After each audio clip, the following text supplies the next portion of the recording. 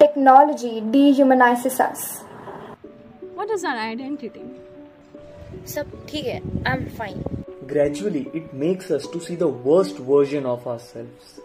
Not to chuck it, but fix it. Statue. Hey, but seriously, can we just stop scrolling for a moment? And maybe just sit straight for that matter? Yes, this topic is worth all this attention. Presenting you the final episode of Avid Arts. So without any further ado, let's dive deep into it and listen to these voices. Wasn't internet and technology supposed to bind us all together? Wasn't it supposed to accept new ideas, opinions, diverse personalities the way they are? Well, yes, it was supposed to be, but it just ended up being restricted to these trends, and the rest remained disdained, unsung. Even our feelings and emotions are bounded by these emojis and GIFs.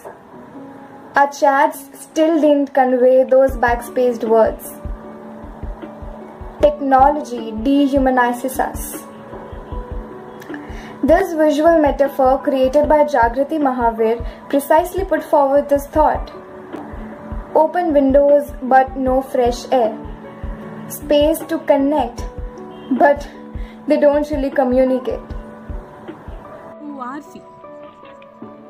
What is our identity? Are we even confident enough about our identity? Or we just keep altering it according to every changing circumstances? Do we see our own signs? Do we talk our own words? And most importantly, do we even act upon our own intentions? Do we appreciate our raw, real self? It's a high time, my friends. We need to introspect on all these questions. We cannot just fit into the crowd under this pressure. Because there are no real life filters that last forever. Fake has to fade, and it will. Sab theek hai, I'm fine. These two words are simple, but they are more of two contradictory connotations, which is either to hide sorrow or to seek attention, and less of its denotations. The one thing that we can all generalize is that the life of social media, which overlaid the reality, we have sort of turned deaf ears towards facts and practicality. And you know what's more wrong? That the reality is suffered alone. This piece of art by Danish Sheikh tells the bitter truth that in real we are happy and perfect, but in real we are in despair and alone. Even though we all know, no one shows their negative side online. It's easy for us to scroll through the assumed perfect life and feel left out. We tend to feel jealousy, insecurity, anxiety, discontent.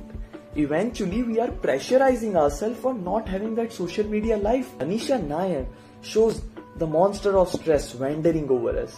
It's nothing but the byproduct of our own thoughts.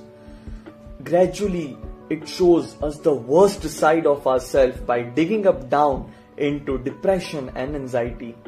It consumes you before you know it, and all we do is saying, chuck it.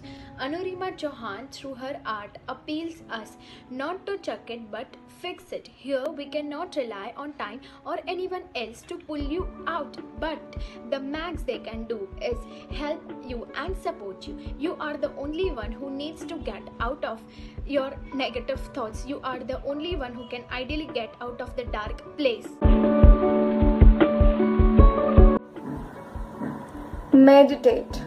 Yes, as cliched as it sounds, but really 10 minutes of meditation, and the key is to not restrict any thought.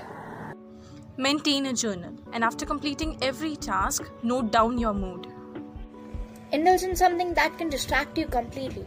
Maybe your favorite hobby. Change. Try to make a subtle change in the place where you spend most of your time. Share.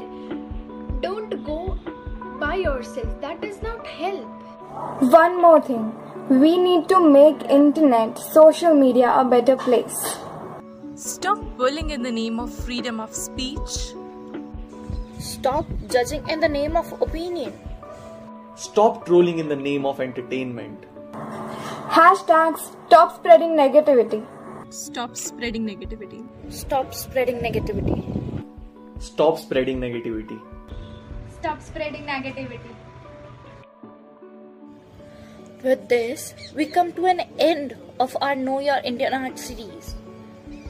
We brought you very distinctive and interesting facts about Indian culture, Indian art, and Indian artists. We hope you learned a lot from this, as we really did.